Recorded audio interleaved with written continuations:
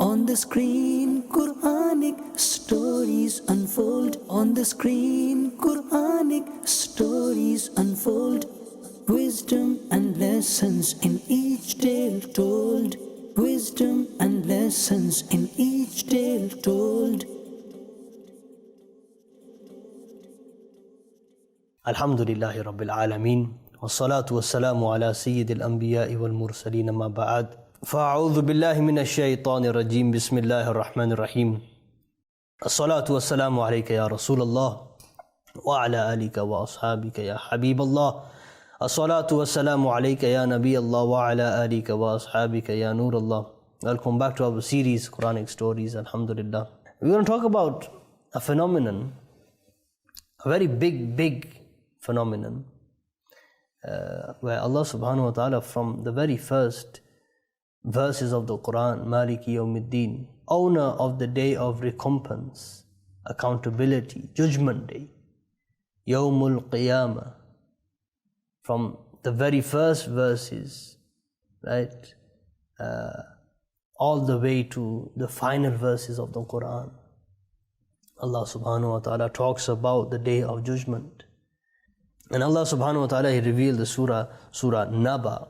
And Surah Naba kind of in so many different aspects answers the questions of anyone, whether it's through psychology, whether it's through physics, or biology, or chemistry, or geography, or history, or philosophy, any aspect of questions regarding the Day of Judgment. Surah Naba kind of answers all of them. Surah Naba consists of 40 verses. And this surah kind of concludes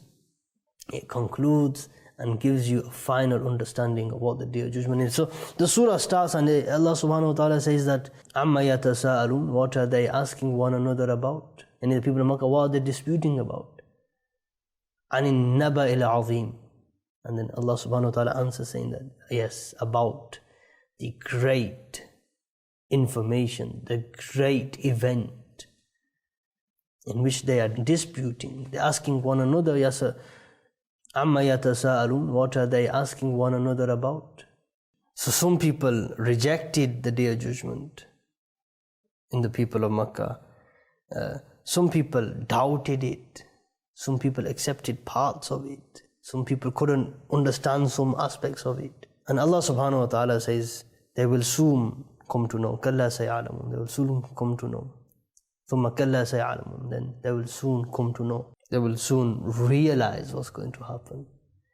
And then Allah subhanahu wa ta'ala, He kind of proves the Day of Judgment by talking about the world. And He says, okay, look around. Look around. Look what's happening around you. Right? And then sit down and think. Alam naj'alil arda mihadan.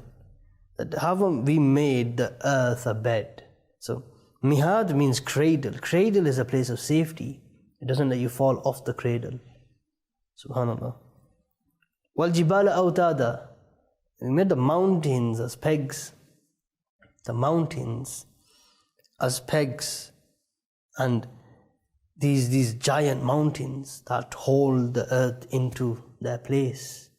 وَخَلَقْنَاكُمْ أَزْوَاجًا. And we created you in pairs. The majority of Mufassirun have mentioned Allah subhanahu wa ta'ala has created everyone, either man and woman, and He pairs in duals, short and tall, beautiful, non-beautiful. Everything is in a consistent pair, in a dual. Or this could mean Allah subhanahu wa ta'ala has created everyone via X and a Y, a woman and a man, right? Therefore, it could mean the actual chromosomes. Subhanallah, one was created through chromosomes. And then you got وَجَعَلْنَا نَوْمَكُمْ سُبَاتًا. And we made your sleep a means of rest. Now these verses are proving the Day of Judgment. But when one's just reading them, it's hard to understand how is this proving the Day of Judgment. Right? So once we read through these verses, I'll explain how these verses all come together and prove the Day of Judgment. So Allah subhanahu wa ta'ala initially He talked about the earth being a safe place, a mahad, a cradle. Then He talked about mountains holding the earth firmly in place. And then He created you through pairs. So we've got geography, we've got biology, وَجَعَلْنَا نَوْمَكُمْ سُبَاتًا, chemistry. And we made your sleep a means of rest. وَجَعَلْنَا اللَّيْلَ لِبَاسًا, and we've made the night a dressing, a covering. It covers, the night covers, brings safety and seclusion and privacy. Subhanallah. وَبَنَيْنَا فَوْقَكُمْ سَبْعًا شِدَادًا, and we made above you 7 strong structures. Subhanallah. Yani the skies are the canopies. Yeah, so we've gone from chemistry now to astronomy, astrology, right? Allah subhanahu wa ta'ala is saying that the 7 skies above, these are different canopies that protect you from different radiations and all these other benefits. It stops asteroids falling in, it stops different radiation, ultraviolet lights and all these different things from coming into the earth and damaging us. Allah subhanahu wa ta'ala has made the skies strong for us. And therein we placed a bright lamp, and we placed a lamp, yani the sun. We placed the sun in the skies, from which one attains heat, from which one attains livelihood, which one attains his crops can grow. وَأَنزَلْنَا مِنَ الْمُعَصِرَاتِ مَاءً ثَجَّاجًا, and we brought down and we sent down from the clouds heavy rain. لِنُخْرِجَ بِهِ حَبًّا وَنَبَاتًا, so that we may produce by it grain and vegetation. لِنُخْرِجَ بِهِ حَبًّا وَنَبَاتًا, so that we may produce grain and vegetation from it. Subhanallah. So Allah subhanahu wa ta'ala has made a land, right? He's placed mountains on it, and He's put a sun there. Right? It's protected from radiation, protected from ultraviolet lights to some extent. The sun's beams are glowing on the land, and then seeds are in the land.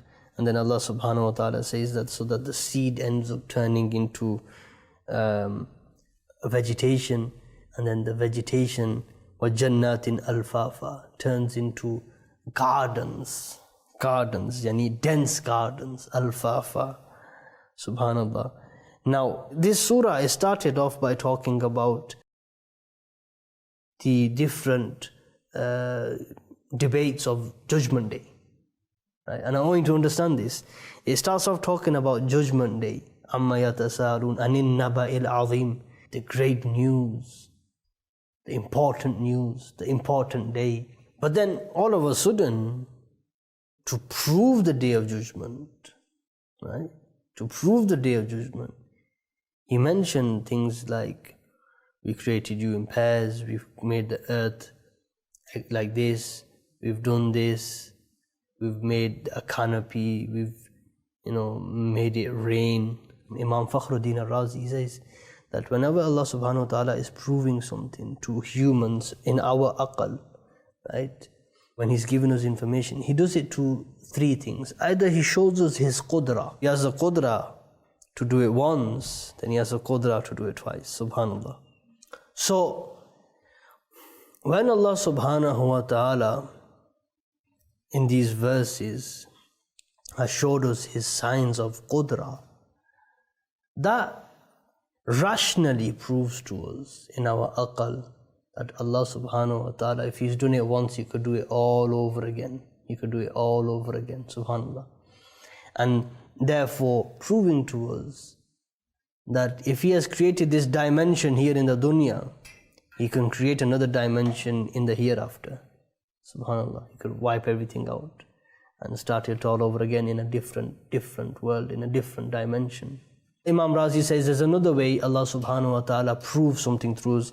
He shows us ilman hikmah, where the one who has designed the entire universe such that it's impossible to replicate something, to reconstruct anything like it, in such a manner that so many benefits are obtained. Yani Allah subhanahu wa ta'ala has created the dunya in such a way, the earth in such a way that it can never be replicated. And then He's fashioned the dunya in such a way that is just beyond our intellect, where the sky is protecting us, and then Allah subhanahu wa ta'ala is put all forms of life on the earth. Then we consume certain meats, we consume certain crops. Allah subhanahu wa ta'ala gives us certain seasons, makes it rain in certain conditions, and then vegetation is brought forward. We utilize them in different ways. The skin of animal is good for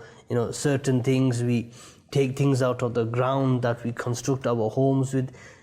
All these things that flow together gives us an understanding of the ilm, yani Allah's knowledge, and then the wisdom behind why Allah subhanahu wa ta'ala does things. And then it gives us this understanding. Allah subhanahu wa ta'ala says, أَفَحَسِبْتُمْ أَنَّمَا خَلَقْنَاكُمْ عَبَثًا وَأَنَّكُمْ إِلَيْنَا لَا تُرْجَعُونَ. That do you assume that you were created abathan, uselessly, for no purpose?